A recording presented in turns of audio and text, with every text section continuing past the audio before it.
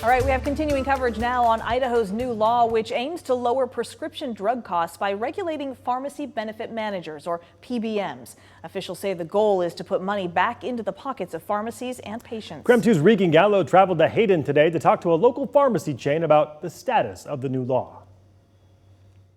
A local pharmacy chain known as Medicine Man in North Idaho, which is where I'm at right now, says 8 days into this new law and PBMs are still inflating prices. For those just learning about the law, I am told PBMs are third-party companies, the middleman between the insurance carrier and pharmacies. Health officials say since they control the prescription transactions, they can accept rebates from manufacturers, which then inflates the price of the drug.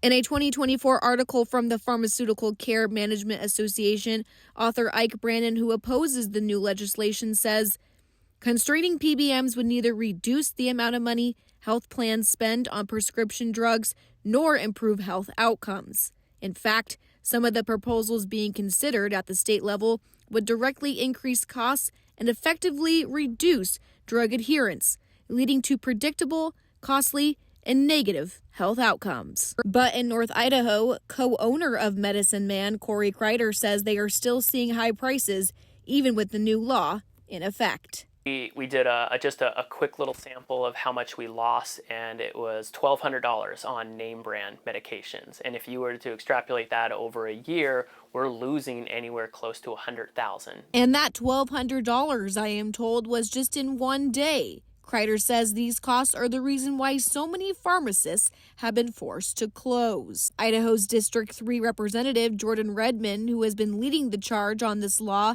echoes Kreider's concern. Then I've been reached out to by a few different pharmacists that are saying, hey, there's still these abuses. And so we just tell them to submit the complaints to the Department of Insurance. There hasn't been great compliance from some of the PBMs, just not following it. I think it's probably, claiming ignorance. Both Kreider and Redmond say if this issue persists, it will limit the access for patient care. If you take us away, they may have to drive to Spokane or Cheney or somewhere else to get their meds. Like, local pharmacies provide that service for the community. I did reach out to CVS Caremark, Optum RX, and Express Scripts for a response, but have yet to hear back. As state leaders are now in legislative session, pharmacies like Medicine Man are interested to see how they will enforce the law and create stiffer penalties on PBMs.